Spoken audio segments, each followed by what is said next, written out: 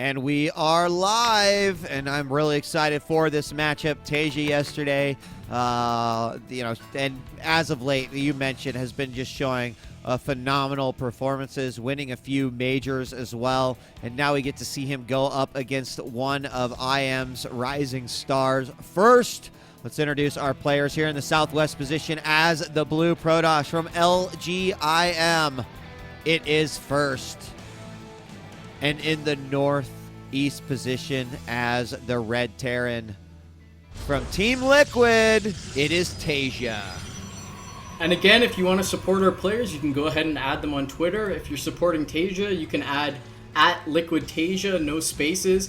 And if you're supporting First, unfortunately, he doesn't have a Twitter, so you can go ahead and add @DJWee. And by the way, I don't know if we made the correction, but Dark Force does have a Twitter. It is ATN Dark Force. I tweeted it as well. We apologize. Yes, we apologize for not being on the ball there, but he does have a Twitter. All complaints can get at Twitter, or can get at TeamLiquid. Or can get at Twitter too. Oh, that's works. Like, yeah, you get him immediately that way, I think. And then he has no idea what's going on when you just. He lives for that. Oh, totally, he loves it. So TaeJa versus First. Now TaeJa, in most of his Protoss games during the IPL TAC and as of late, he's been going with this kind of biocentric build.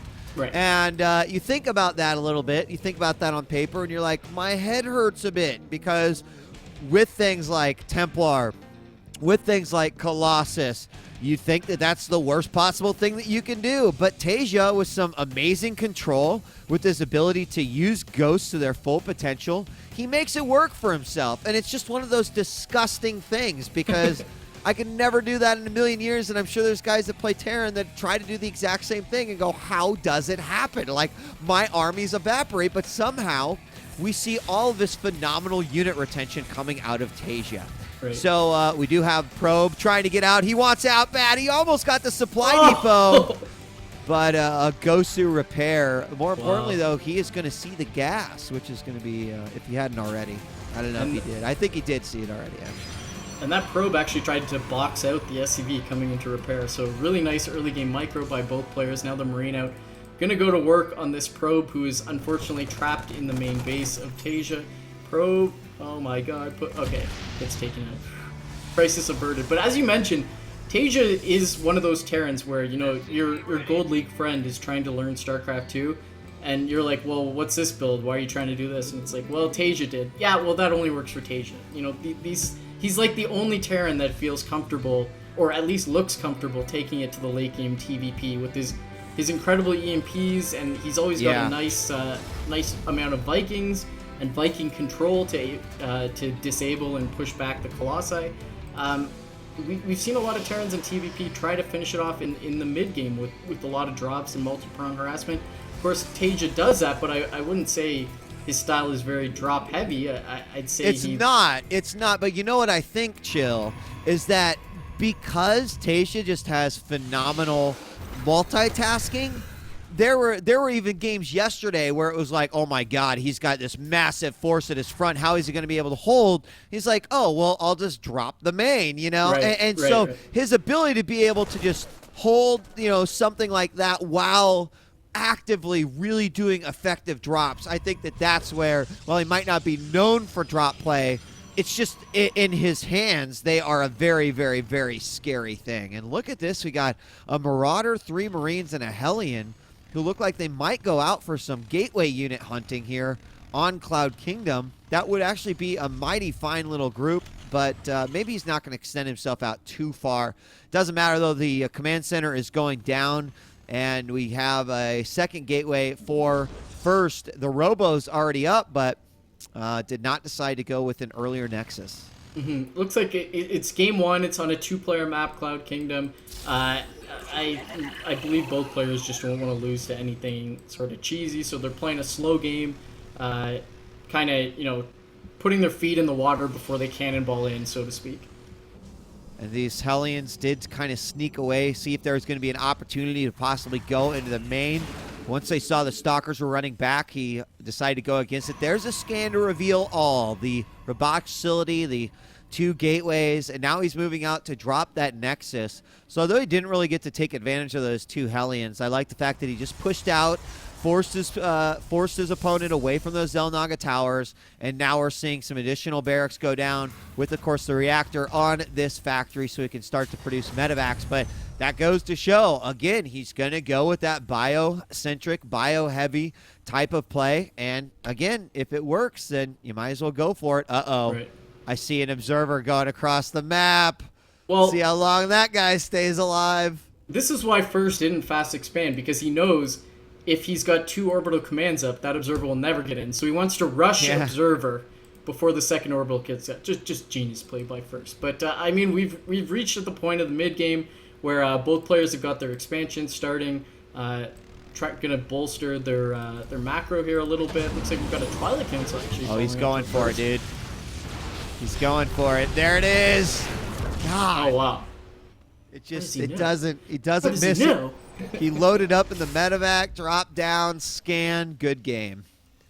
And they have the first medevacs coming out now.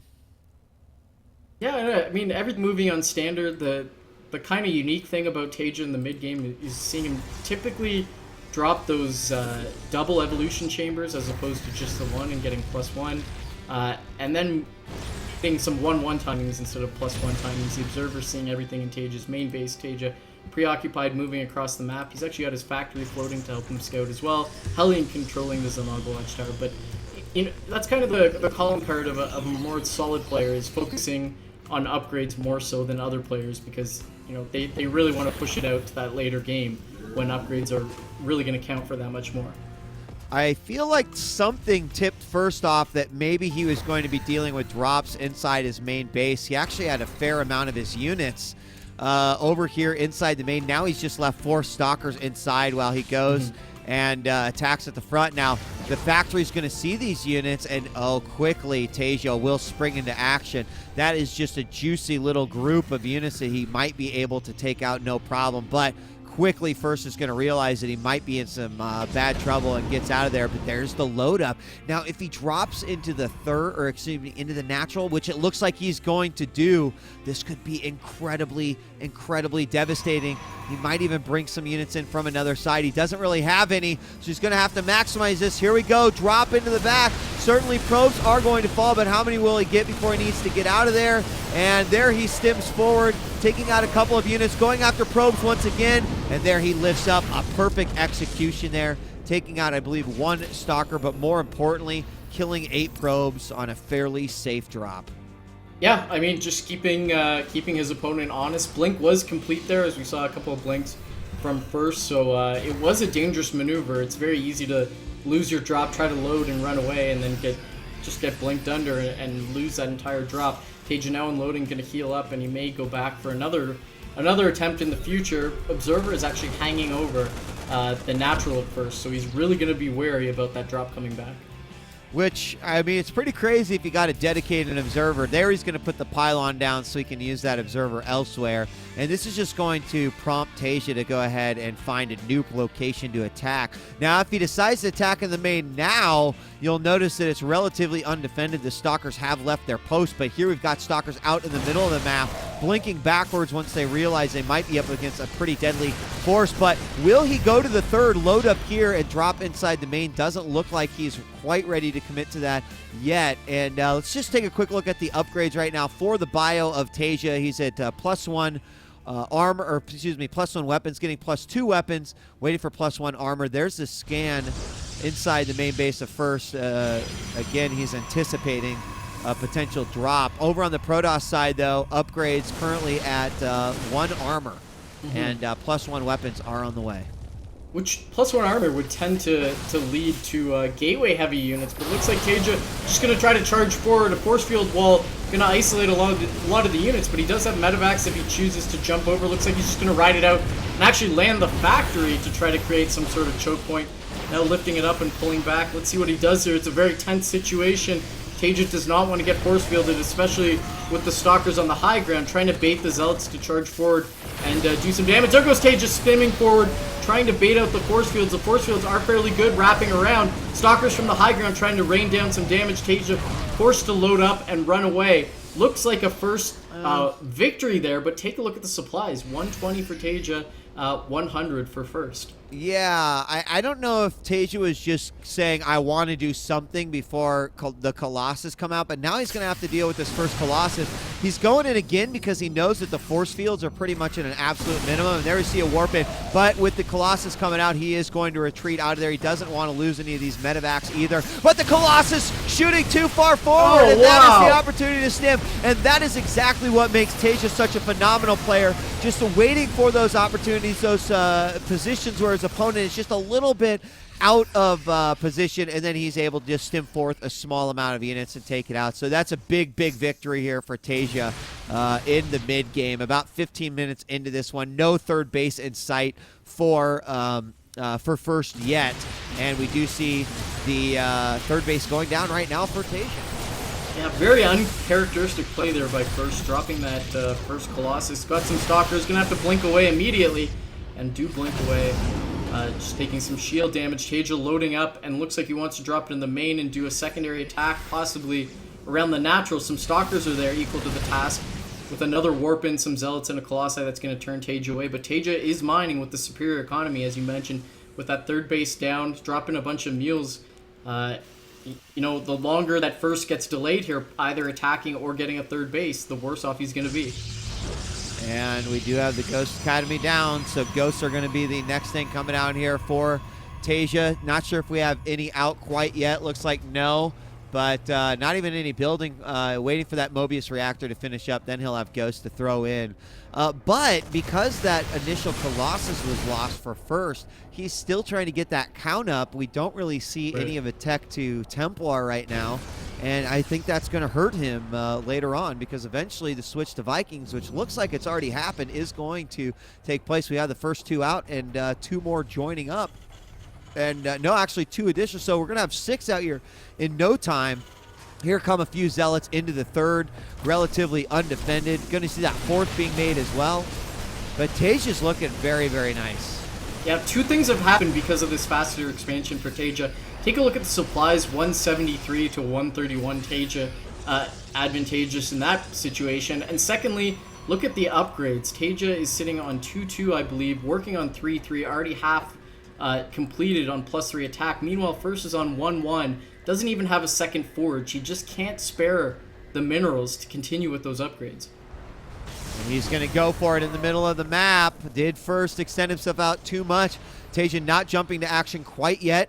There might be an opportunity to spring in here at the front of his opponent's base while he's stuck at the third, and that's exactly what he's going to do, stimming everything. Oh, no. He's going to go in. It's going to take forever, and he'll at least be able to snipe this Nexus if he wants. And oh my god, look at how fast it will fall. Now he splits his army up, takes out the Zealots they initially coming in, getting those Vikings in a position, but the Vikings immediately taken out by those Stalkers. However, there is a lot of bio here, and after losing that second, even if he trades here, he's going to be in a pretty good situation. He's got nothing that is really able to deal with these Colossus, though. But now up on the high ground, going to start focusing those down. And if they all retreat back, he can focus on what's inside the main, but he picks up and gets out of there. And TaeJa is going to lose everything in that battle. But where does he sit against first? Oh my god, the Colossus moved out. Look at these two Vikings. Oh, just having a field day, raining down terror on these two Colossus, but looks like, they're going to get taken out and not take out a Colossus. But I'm very impressed with how first dealt with that. He blinked up onto the high ground immediately, took out one of the Vikings, realizing they weren't a threat, and then was able to put up those force fields. I don't know if he's going to be enough to try to get him to bring it back, as he's warping in High Templar, trying to get Archons, but TaeJa smells it with his command center, going to be able to focus us down. The Colossi are everything in this battle, and the Colossi are melted away. There he goes, focusing him down, and that's the GG. A great